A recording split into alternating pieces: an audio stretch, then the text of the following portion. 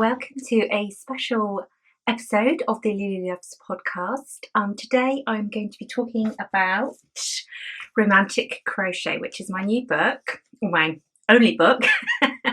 And I'm going to show you some of the projects from it. And I had quite a few questions. I put out a call for questions on Instagram. And I had quite a lot. A lot of them were about the same types of things. So mainly how to go about publishing, getting your crochet designs published, and finding a publisher, that sort of thing. And then the majority of the others were really about how I came up with the designs for the books and where I drew my inspiration from. There were lots of other little questions like favourite projects and some other little bits, but the bulk, like the multiples of questions, were generally around those two topics. So I've written notes, and I think what I'll do is I'll put timestamps in. So if there's anything in particular that you're interested in, have a look in the description box and I'll timestamp when I'm talking about each different question. Other than that, I think I'll just get going because I'm so nervous. I don't know why.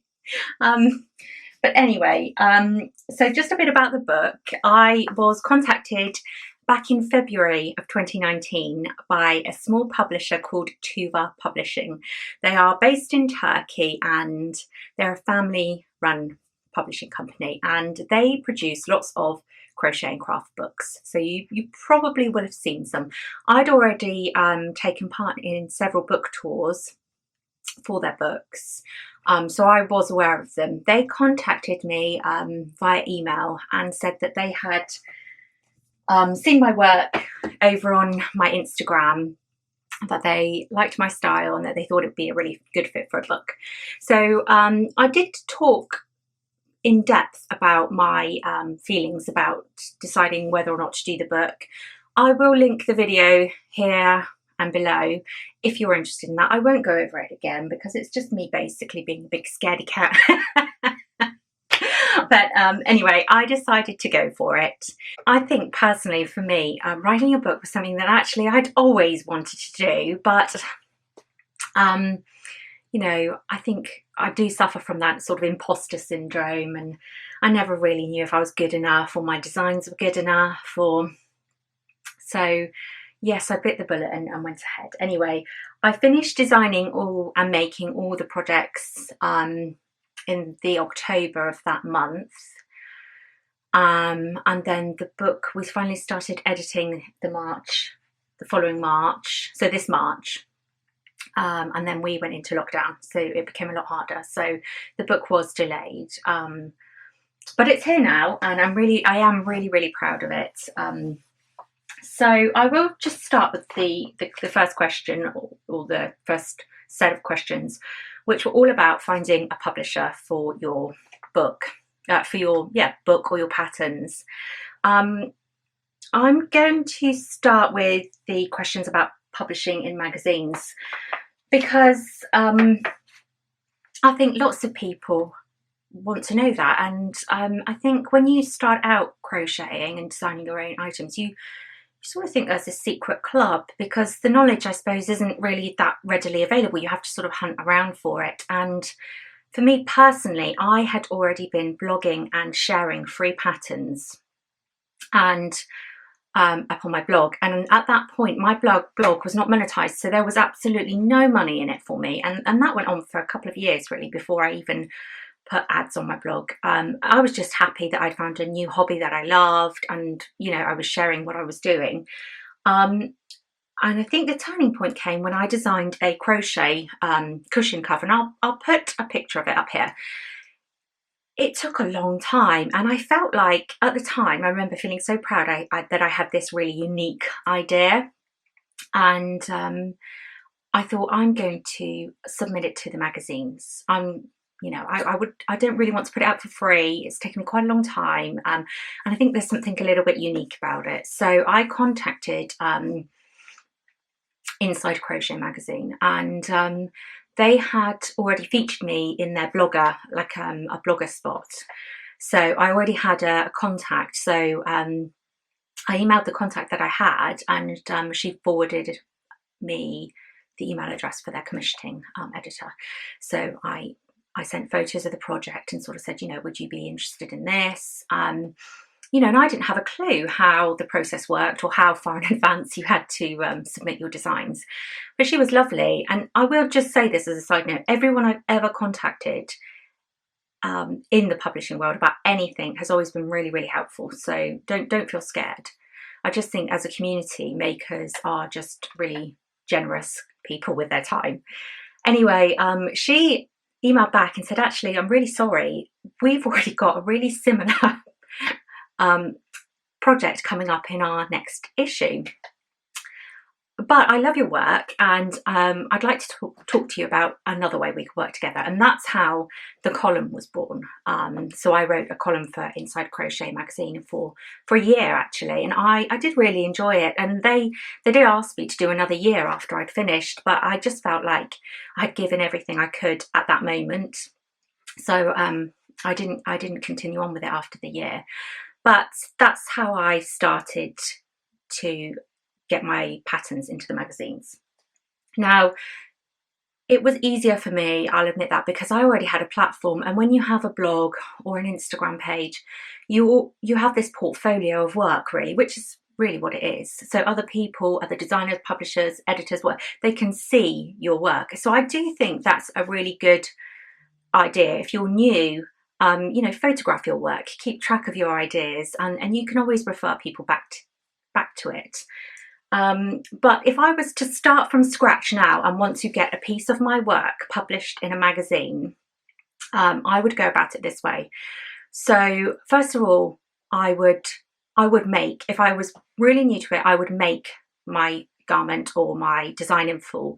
And if I felt like it was unique, or it was something, a really new take on an existing style, and I wanted to submit it, I would make it, photograph it, I would detail, I would do a sort of sales pitch for it. So I would do sketches, swatches, unique selling points. You know, has it got an unusual feature, drape, a unique combination of stitches, anything that I felt would sell, I would write it all out and present it in a PDF, probably a PDF format. So you can do that by, I use Procreate. I do all my sketches on Procreate. Actually, I'll show you the initial sketch pages I did on my Procreate. I'll put the pictures up here, the sketches I did for the book.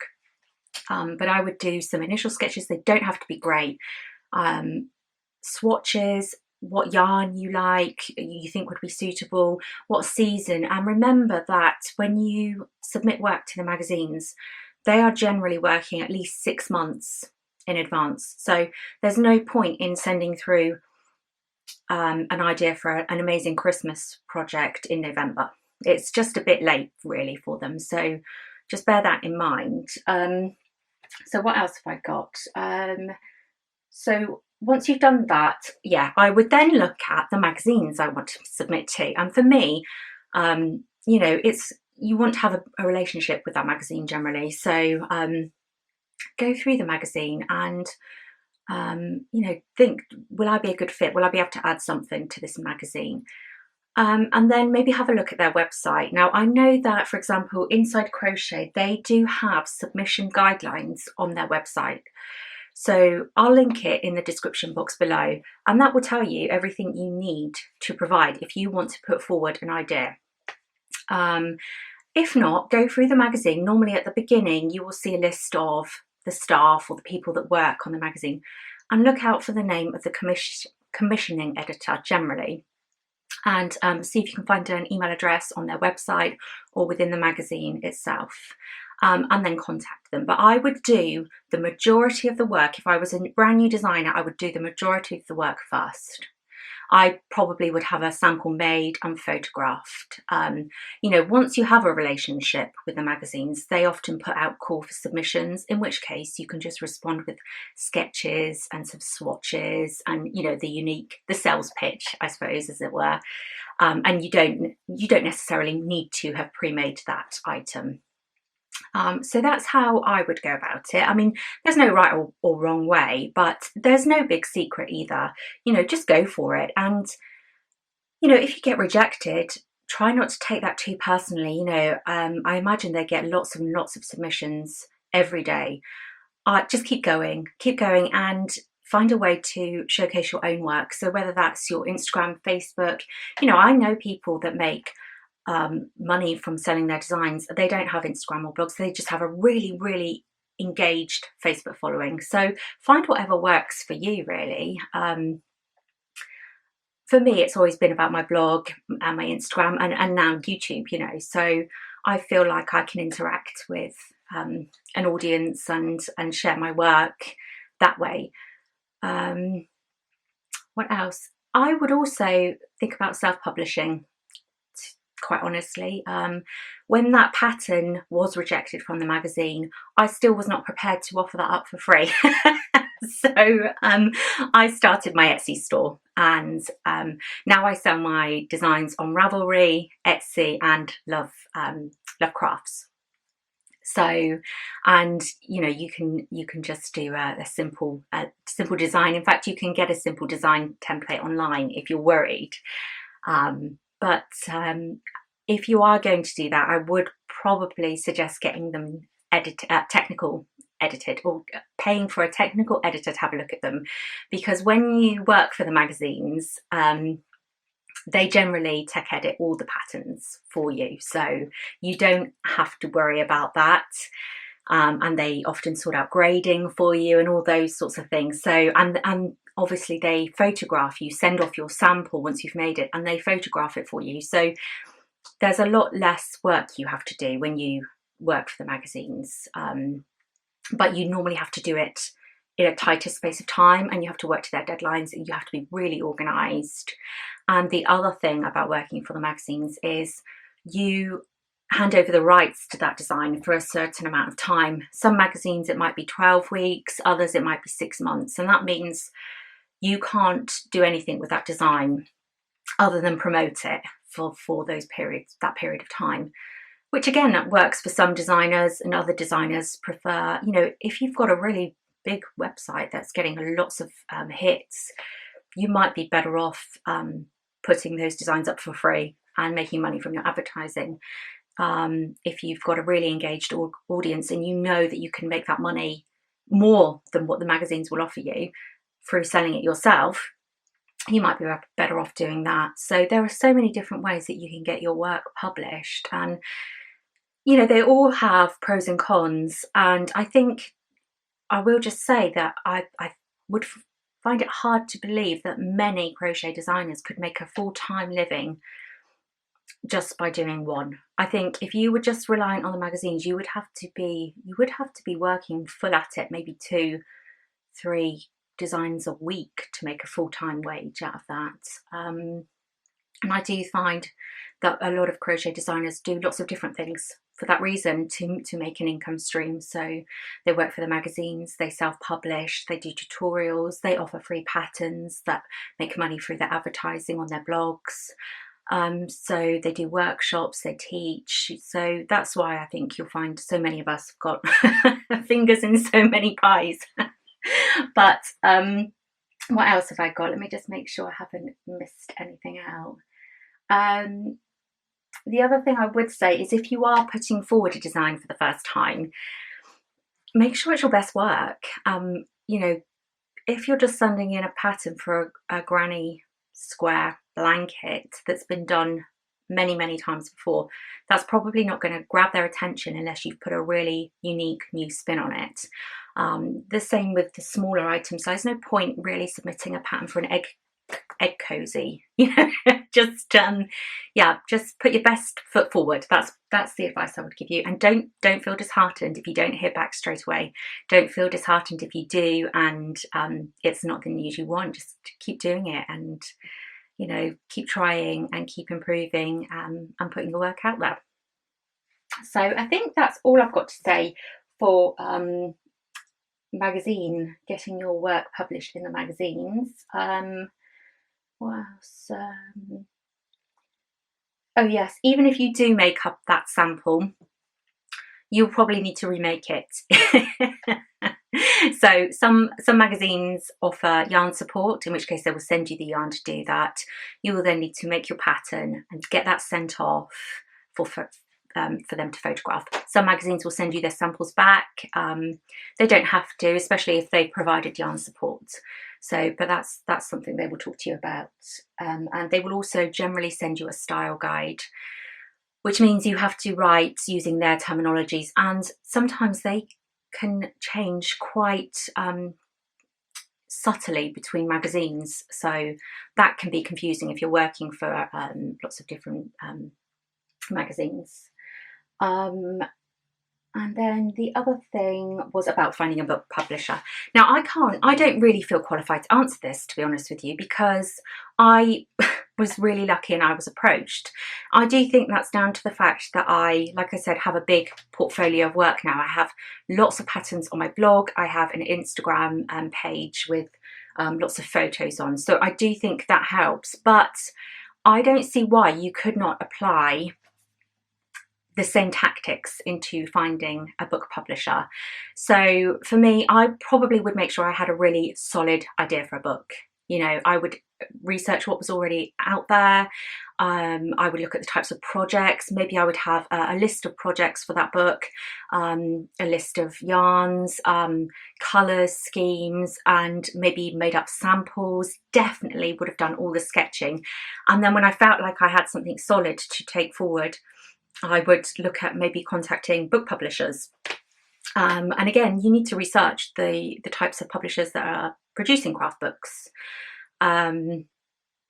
Maybe look at getting an agent. I'm not really sure what else to suggest. The other thing about book publishing is you could self-publish. You could publish your own book through Amazon, and you probably would be a lot better off doing that, because I don't know how much you know about book fees and publishing fees, but generally publishers will pay you either a set fee or royalties. So that means you get a small percentage of every book sold, and that generally depends on your experience, the type of book. I think that it's generally somewhere between 5 and 15%. So say this book, the recommended retail price is $14.99 or $21. You could expect to earn, I mean, as a new publisher, you definitely wouldn't be getting 15%, put it that way. But you could expect to be earning, what would that be? Say maybe 75p if you're lucky per book. You also give away all your rights. So I no longer own the rights to these patterns. They are all the copyright of the publisher. They will never come back to me. I will never be able to release those. So that's the only money I can make from this book, really. And, you know, you have to take into consideration, I suppose, the financial aspect, really. In reality, you know, I'd say I'd spent 6 months working on this book. I also was committed to taking all the photos, designing, writing all the patterns. We did pay for a technical editor in the UK so that I had someone to speak to about the patterns and get the patterns checked. But that's a lot of work. Now, if it says 20 patterns, there's actually 25 projects that you can make in this book. You know, and if you so if you said for a magazine you might get £100 per pattern, that would be, what's that, £2,000. So you have to weigh up really whether or not that's, you know, and don't forget that's, I probably would have been better off financially selling these patterns individually to magazines or selling them myself, because, you know, you take a bit of a gamble, don't you? You don't know how well a book's going to do. You don't know what sort of response you're going to have. I also had to figure in time spent photographing, editing those photos, writing the beginning parts of the book, you know, all this, although they have templates, all this had to be sort of this sort of information at the front. That was all done. Hints and tips. I also, you know, all the intros, information on tension, all that. So there's a lot of extra work that goes into that, and you know, that's a decision for you to make, really. I personally think it's worthwhile because, let's face it, who doesn't want who doesn't want their name on a book, especially if you're a complete book nerd like me. I can't think of anything better. But yeah, I mean, just I think it's useful to be realistic about that. And you know, I work part-time as well as doing this. And I know lots of other designers do as well. I certainly, you won't get rich by making a crochet book. I know people that have really successful crochet books and they work full time. So, you know, just something to keep in mind. And you know, what else have we got?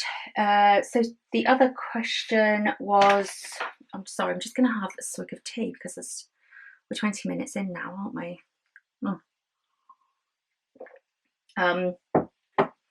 Okay, so the other group of questions that I'll cover, I don't want to make the video too long, is about how do I come up with ideas? Where did you get your inspiration from? How do you go about designing projects? Did they tell you what projects to design? So lots of questions around that vein.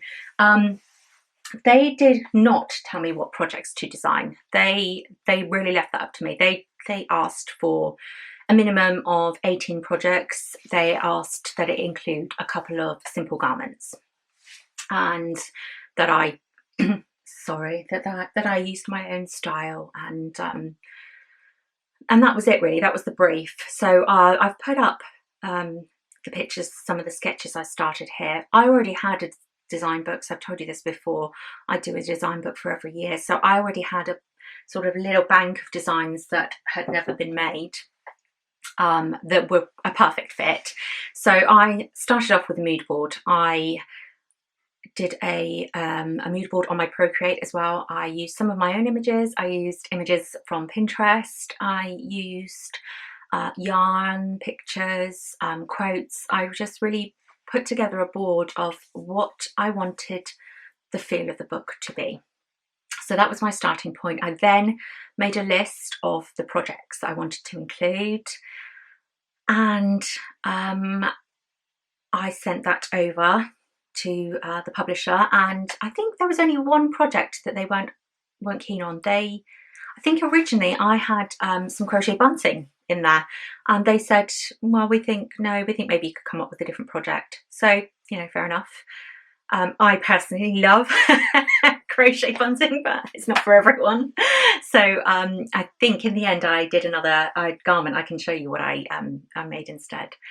So and then I started sketching, and I did all that on my Procreate, on my tablet with my pencil, and you can work colour into that.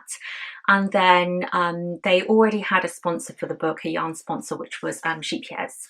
So then they said go onto their website, and I'm just going to pause the video a minute. All right, where were we? Yes, I was choosing yarn, I think. Yeah, so I went onto the website and I looked at, you know, obviously when I'd done my sketches, I'd already thought about what type of yarn I would like, whether it would be a cotton, and I do a lot of work in cotton, so there are a lot of projects that use cotton. I did try and add some chunkier weight yarns, but yes, there's a lot of cotton projects in the book. Anyway, where was I? So yes, and that was actually quite hard for me because I hadn't seen a lot of these yarns up close. So anyway, I was allowed to pick whatever I want, put the amounts. So quite often, if I wasn't sure, I would put in, you know, maybe a couple of different shades, just so that I had myself covered. Really, I did not want to leave myself in a position where you know, where I didn't have the right yarn, or enough of the right yarn. And that was it really. So I do get a lot of my inspiration from, I get inspired from everything. If I'm honest, I'm inspired all the time. I can be inspired by a texture, a photograph, a mood, a quote, a film, a song, the weather, the seasons, even just a ball of yarn. I'm a naturally curious person, and I do think I'm naturally creative. I'm always thinking, oh, I could do this, or oh, wouldn't that make a lovely this? So yeah, I can't really help you with that either. Actually, pretty useless video. I don't know really. I think just make what you love. I think that's half of it. So let me see what else I've written. I might have some good nuggets in here. Oh yeah, so sometimes, for example, I will just grab, just a minute. Yes, so sometimes it can be as simple as just knowing what you want to create. So back in the summer, I created my solstice bunting. Here we go. This, I knew that I wanted to create a summer bunting for my garden. I knew that I wanted to move away from the traditional triangular shape, and I had also seen a really pretty vintage scalloped edging. So it was sort of, you know, like this on a blanket, and I thought that would make a really pretty shape for bunting. So that's how I was inspired to do that. And then I also loved this bobble edging. Again, there's nothing new about that. That's, you know, been around for years, and I thought that would make just a really nice sort of boho touch to the bunting. So that was how that design came about. So it's not like I'm walking around with exact, you know, projects in my head all the time. Sometimes the starting point is just as simple as I want to make a shawl, I want to make it lacy. I'm going to go and have a look at my stitch dictionaries and see what works. So let's have a look. Oh yeah, so I can show you, this is one of the projects from the book. This is the lacy shawl. Now, I've always shied away from designing shawls, mostly because there are just some amazing shawls out there, and I never really felt like I could add anything, but I really wanted to include a shawl for the book. Now, this is a very traditional triangle shawl, and I like this style of shawl because I like to wear my shawls as scarves. So I would generally wear it like that. There we go. Let's see. So for this pattern, I straight away looked at, you know, I knew when I think about this sort of thing, I'm always thinking of, you know, the literary characters that I love up on the moors, and I want something cozy and you know, so I went for a very natural colour palette, a really soft feeling yarn, but I still wanted that beautiful sort of lacy. So I went through my stitch dictionaries. I don't know why I have so much trouble saying that. And I looked at what type of stitches would work best for that pattern. And when you're looking at this, you're looking generally at multiples.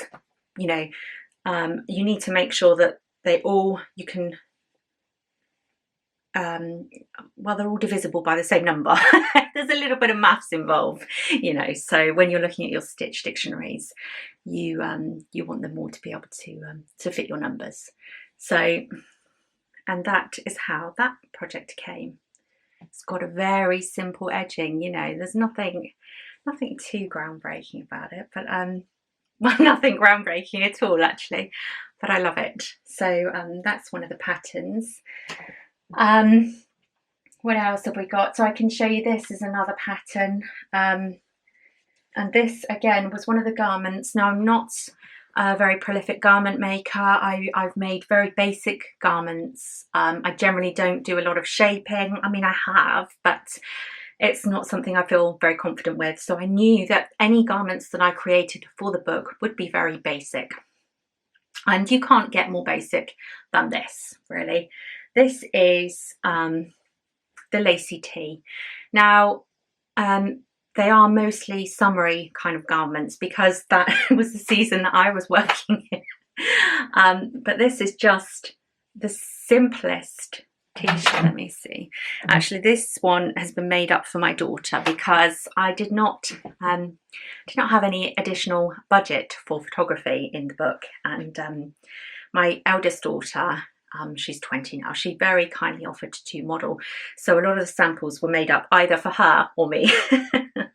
But there's nothing, you know, I've chosen a stitch pattern that I think conveys the type of top that I want, and then I've created a very simple border just to give it something else. And again, here's the initial swatch. So I've worked up the stitch, and then I've also checked that my border looks okay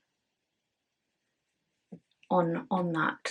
So I've done all that before I've even started. So actually, as project goes, this is, you know, was a really simple one. And I've tried this. This one was designed. I can't remember the yarn, but it's not a cotton. It's slightly thicker than a cotton. It's let's have a look. It's the Shipier's Soft Fun, which is 60% cotton and 40% acrylic. What I find is it makes garments slightly lighter. You know, cotton garments can be quite heavy, and you've got to be aware of drape and all things like this. This is really light. This is, yeah, washable. I'd never worked with that before. It's also, you know, inexpensive. Yes, so that's that one. What else have we got? Did you make all the photographed projects yourself or use testers? I did make all the projects myself. The only one I had help with was the blanket, and that's because I am notoriously slow blanket maker. So this is the Bloom Throw that's in there, and if you've been watching for a long time, you will have seen this started out as my hydrangea blanket. Years ago I designed this, and I've never been happy with the colour palette, and I'll link to the video where I've showed it in various stages. I've never been quite happy with it. So but I feel like it's got a bit of a 70s vibe in these colours. So that's the Bloom Throw. So this is the only one I had any help with, and I have a very lovely friend who's local to me who made the motifs. So she made all these, so the first sort of 3 rounds, and then she also sewed in all the ends for me. So she made all the motifs, and then I did all the joining, so all the cream. So, and that really just helped me out so much, because I was getting quite worried about that. So yes, but other than that, everything else was made by me.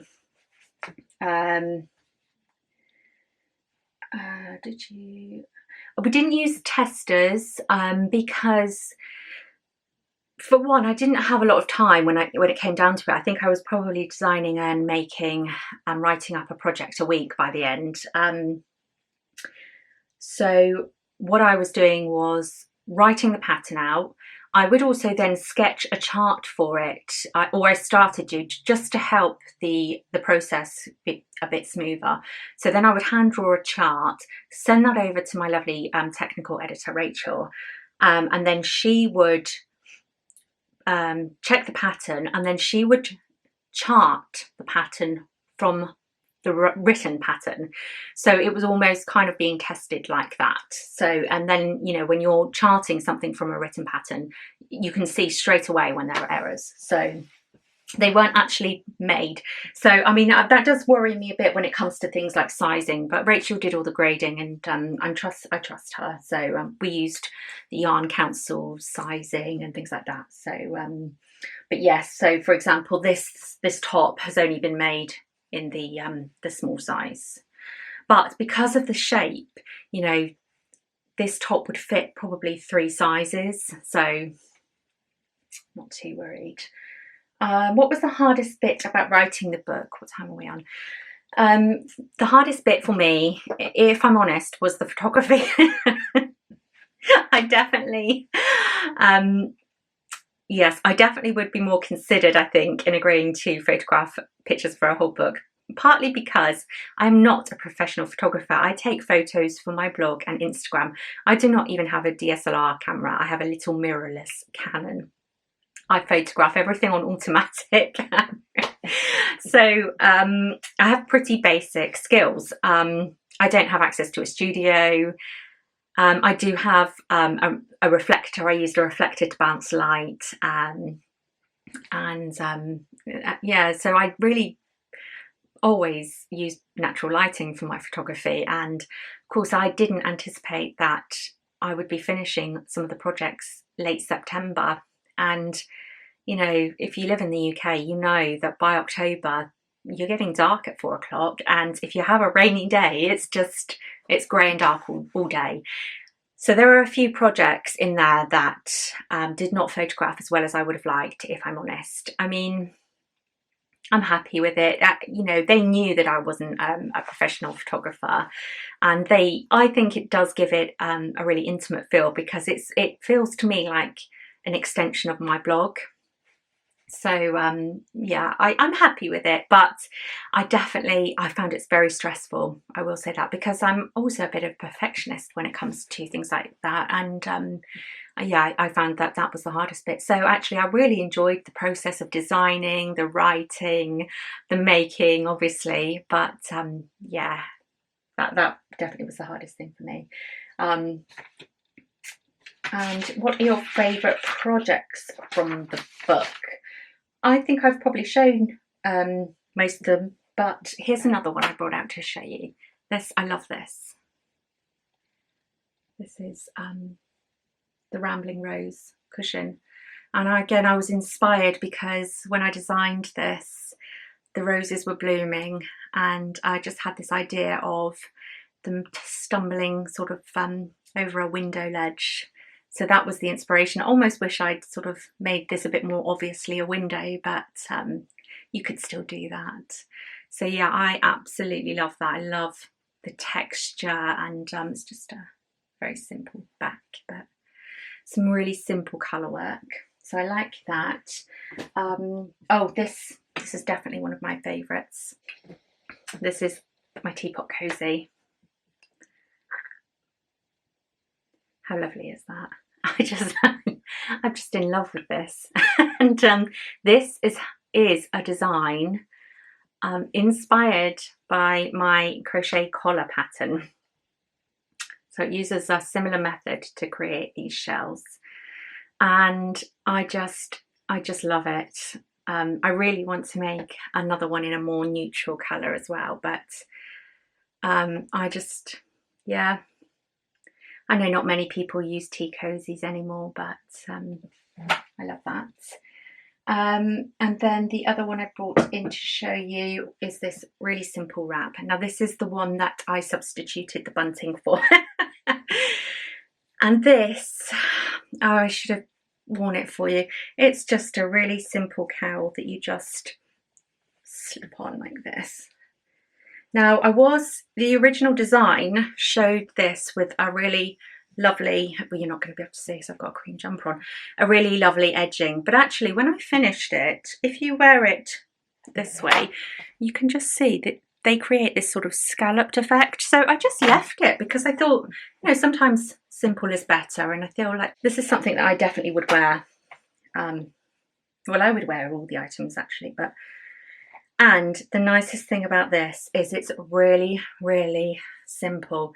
That stitch pattern makes it look a bit complicated, but it's all just UK trebles and chains, and it's just one piece of crochet. So it's just such a lovely project to work on, you know, when you get get used to the pattern. I really love that. Actually, I'll show you what that looks like in the book. That might give you a better idea of it. There we go. So that's that. I really love that. And there's the back. So it's quite a long one. It doesn't feel that long actually when I've got it on. yeah, I really like that. So that's a nice summary project. And then the last one I brought up to show you is the hot water bottle cozy, because I couldn't miss a hot water bottle cozy out, because we all love our hot water cozies, or hot water bottles. Well, the girls and boys on that first, you know, especially at that time of the month. And this one's got such a lovely texture, so I really liked the yarn. I think that's like a merino yarn for that one, and it's got this little neck. So yeah, so that's it. So I think that's everything. I think that's enough anyway, because I don't want this to go on and on. Let me just see if I answered all the questions. Oh, would you do it again? Not yet. I might one day when I've got over it. But for now, I'm just going to enjoy the fact that it's done and it's finished. So yeah. So that's it. So it's out now. It's you can buy it on Amazon, UK. I think it's due out in on Amazon US in December. You can get it in the UK in from the Book Depository, WH Smith's, places like that as well. So I'll pop some links to it below. Let me know if you think I've missed anything out from the publishing, getting your designs published chat. Maybe I'll write something up that's a bit more clear, because obviously I'm just spouting out whatever comes into my head, but I hope that was helpful or interesting anyway. And I also want to say there are a couple of giveaways over the internet at the moment if you would like to win a copy of the book. I know Catherine from Crafting Treats is running one, and the lovely Rosina from Zines and Rogers is running one. So pop over and have a look at their videos. I'll link them again in the description bar below if you'd like to win a copy. I think they might be for UK viewers only. I don't know for sure, but let's go and have a look. And the book tour is currently running over on Instagram, so I'll leave the link to that as well. So that's it. Thank you so much for your lovely comments and your support. They really do mean so much to me, and you know, I do feel really, really grateful that I get to do this as a job. And yeah, so I hope that's helped some of you. But if you have any other questions, you know, I'm happily answer anything, so just let me know. But I will see you in another couple of weeks for a proper podcast. So until then, take care. Bye.